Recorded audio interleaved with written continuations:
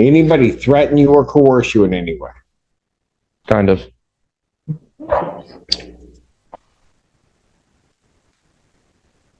Okay, what do you mean, kinda? I don't want to go to jail again, Your Honor. Okay, but did somebody threaten you to plead? Yeah, with jail time, Your Honor. Okay, but who did that? Well, technically, you, Your Honor. So here's what I'll do. I'll pass it. Go talk to Ann. When this defendant and Judge Simpson battled in court, things took an unexpected turn. Everything appeared to be going well until the defendant accused the judge of menacing him. But in reality, the judge was only outlining the ramifications of his decisions, as is standard procedure in court. What happens next is unbelievable. Let's dig in and watch how Judge Simpson handles the situation. Mr. Hampton has entered into an agreement with the people, and I'd like to enter that into the record. Your Honor, is it possible to enter into both today, to address both cases today on the record? That file is not in the courtroom. Oh, okay, got it. But I can give you the ability that you can answer. Oh, sorry. But I don't believe it's. What? Okay. Talking about bond. All right, we'll just address this case today. He's going to enter a plea in another case that's set for prelim. Yes, yeah. So case 24F55262, just because of the timing with the mental health treatment court evaluation, that one was set for preliminary examination before the evaluation was complete. And that is currently set for exam. So over there is Ann, right? Yes. You know Ann?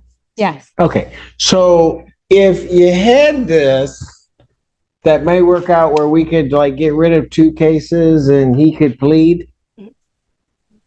I may or may not do it, but usually just go over and ask Ann. Because you asked me on the record, I'll probably say no, because I don't do the filing, so I don't know where it is. Understood. Yes. So I will. So would you like to do that today? I would like to. So here's what I'll do. I'll pass it. Go talk to Ann. Thank you very much, Your Honor. You're welcome. Your Honor, sorry. Ashley Bashir on behalf of Mr. Hampton. And in addition to addressing the case directly, we would like to address bond and request that a condition, specifically the home confinement tether, be reconsidered. Okay, I'll get to that maybe at some point. Good, thank you. Yeah, Right now, I'm trying to get these pleas done. thank you. So my understanding is he's going to plead to count in case ending in 1596. He's going to plead to count 2. Yes. Correct? With count 1 being dismissed. That's going to be a guilty plea. Correct, counsel? Yes. All right. Then on the other matter, I have a plea form that indicates that the defendant will be pleading guilty to an added count 2 of attempted resisting and obstructing the 1-year offense. Upon a successful plea to that charge, count 1, the resisting and obstructing, would be dismissed. And there is an agreement that the defendant is to go to mental health court. That's the court's full understanding of the agreement. That's right. May I have the defendant's sworn? Raise your right hand. Do you solemnly swear and affirm the testimony you're about to give will be the truth, the whole truth, and nothing but the truth, so help you God? Yeah. State your name. Brandon Hampton. And man, it is this court's understanding that you're going to be pleading guilty to 2 misdemeanor offenses. Is that correct? Yes. All right. The first one, in the case ending in 1596, is the charge of aggravated assault. That is a misdemeanor punishable by up to 1 year incarceration and a $1,000 fine plus court costs. You understand that? Mm-hmm. Yes? Yeah. Okay. You also understand in that case that while I'm taking your plea, I would not be your sentencing judge, and you would be sentenced before Judge Barr in the 14A2 District Court. You understand that? Yeah. Okay.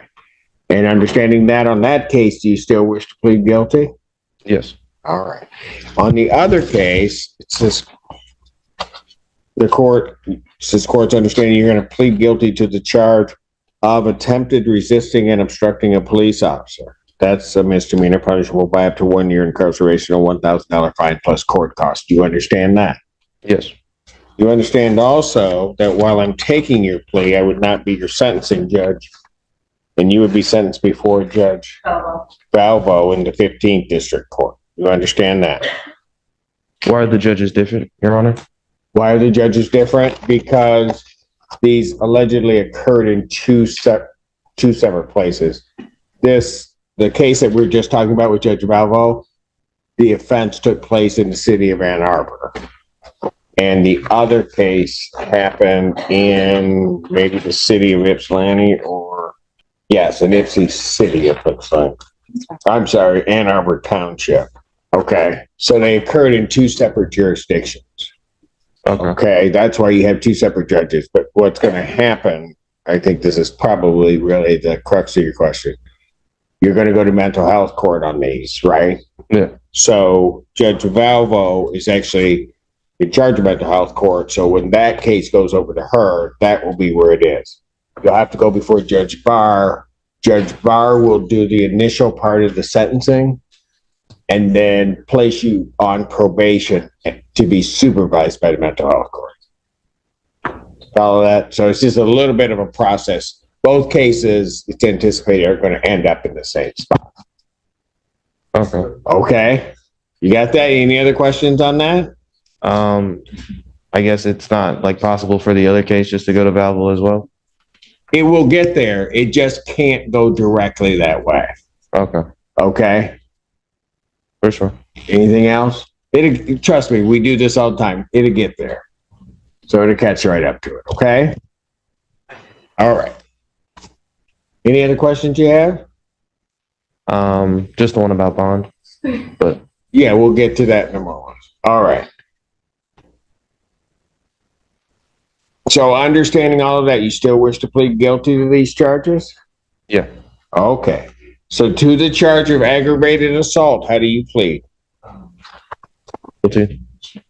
To the charge of attempted resisting and obstructing, how do you plead?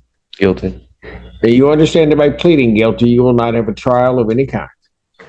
Yeah. All right. You signed an advice of rights form, correct? Yeah. Do you have any questions regarding any of those rights? No. All right. You see a copy on the podium. Look at paragraph 5. Those are your rights which are part of a trial. You understand that by pleading guilty, you'll be giving up those rights as well as all the rights on that form. Yes, Your Honor. You understand you're giving up your right to appeal of right. Yes, Your Honor. Are you on probation or parole? Yeah. All right. Were you on probation at the time of these offenses? No. All right. Has anybody promised you anything other than what's been stated here today on the record to get you to plead to these charges? No. All right. Anybody threaten you or coerce you in any way? Kind of.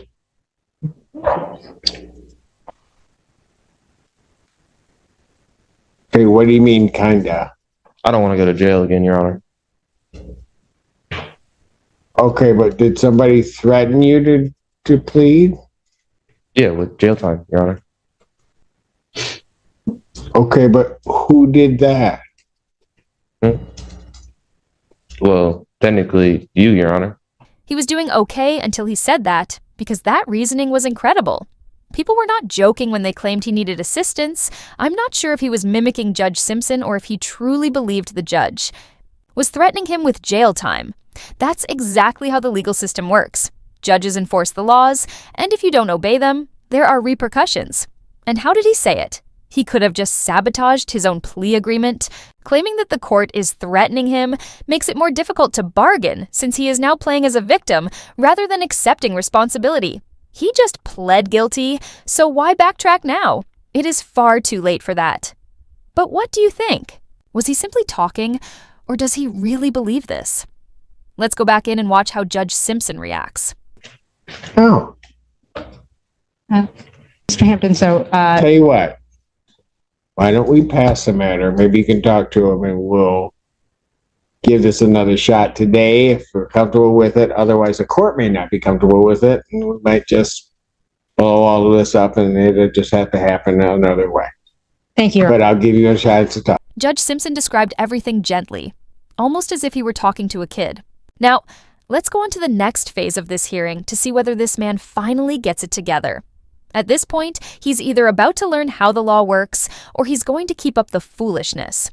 If it's the latter, we might be watching a live tutorial in making your own life difficult in court. What do you all think? Let's plunge back in. We're back on the record in the case of the People versus Hampton. We're in the middle of taking a plea. And so I stated the terms on the record. And Mr. Hampton, I'm going to ask you a couple questions again. Okay. Has anybody promised you anything other than what's been stated here today on the record to get you to plead to these charges? No, Has anybody threatened you or coerced you in any way to get you to plead?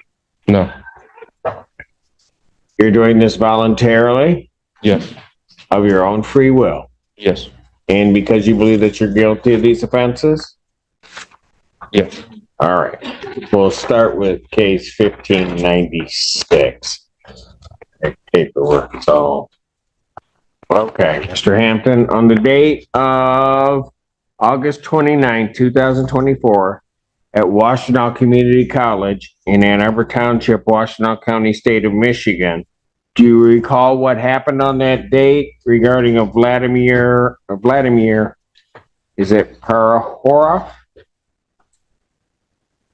I don't know, Your Honor. All right. Did you get into a fight with somebody? Oh, I know what happened. I don't know what his name is. It sounded like. Okay. Why don't you tell me what happened then? Oh, I was trying to take a shower, Your Honor.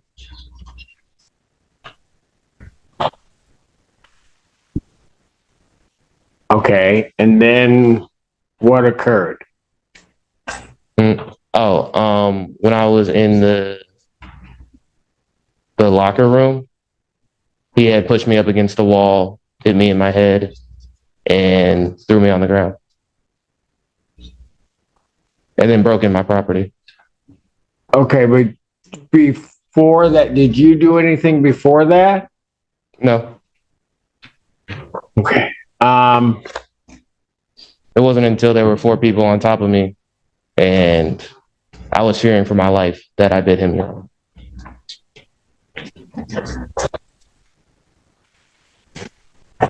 Okay. So here's what I'll do. This was the exact moment he messed up. You can see when his prospects vanished. He could have gone away with a modest jail term or even a fine, but he had to continue talking. Now he is ready to face Judge Simpson's full wrath. And believe me, judges do not play when they believe someone is wasting their time or insulting the court, like this person is doing right now. He just accepted the plea offer, and now he's denying guilt? That is a proven method to go from a slap on the wrist to a proper sentence. What do you all think?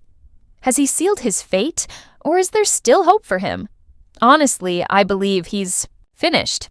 Let us plunge back in and see what happens. Counsel, because I can see the way that this plea's going, it's not going to work. So if you guys want to change, I'm not suggesting if you guys want to change things to a no contest. If you want to do whatever, what I will do is I'm back up at 1. I'll call it back up at 1. I think everybody's still going to be here. So, and give you a chance to talk with him, decide whether or not you want to do no contest, please explain what a no contest, go through all of that with him, and then see if we can get this done. Thank you very, very much, Your Honor. Appreciate it. Thank you. This is a prime example for me of no good deed goes unpunished. All right, so we'll call it back up at that point. Quarter past these matters again. All right. We actually, based on the most recent conversation with my client, I will actually seek to adjourn this case for to further advise my client on the offer. All right. For the shortest adjournment possible. February 13th. Both matters. Thank you very much, Your Honor. Canceling with Both matters? I don't have to come on. Well, that's true. What are we doing with, well, when is the exam set? Tuesday, the 28th. Yes, so would it, Apologies. We can see, I'd be happy to file a stip to adjourn that, the exam or for the other case. Well, you're gonna need a step on the exam. Yes. So I only took it because there was gonna be a plea. When do you want the other one adjourned to? When is the, soonest? I'll set this, I'll adjourn the After the 1596. I'll adjourn 1596 to February 6th. The other one is stay on track for a preliminary examination. I understand that people are not going to have the witnesses available, or you need a stipulation to adjourn that out. Thank you. Okay. Thank you, Your Honor. I don't understand why this person accepted the plea if he didn't want it in the first place. He had an easier way out, but he tossed it away. Instead of receiving a lower sentence, he faces months of additional jail time. For what? Just to go back and forth with the judge? He wasn't quite disputing, but he was certainly speaking back. With a smug expression. I realize he probably has some mental health difficulties, but he has a lawyer. Someone actually instructed him what to do, yet he headed in the opposite way. Some folks simply make things difficult for themselves. On UMass, another topic, I absolutely admire how Judge Simpson handled this. Most judges would have snapped and thrown him in jail right away, but Simpson attempted to assist. He explained things plainly and offered him several chances to get it together, but this person kept digging his own grave. At some point, a court has no choice but to let people face the consequences of their own acts, which is precisely what occurred here.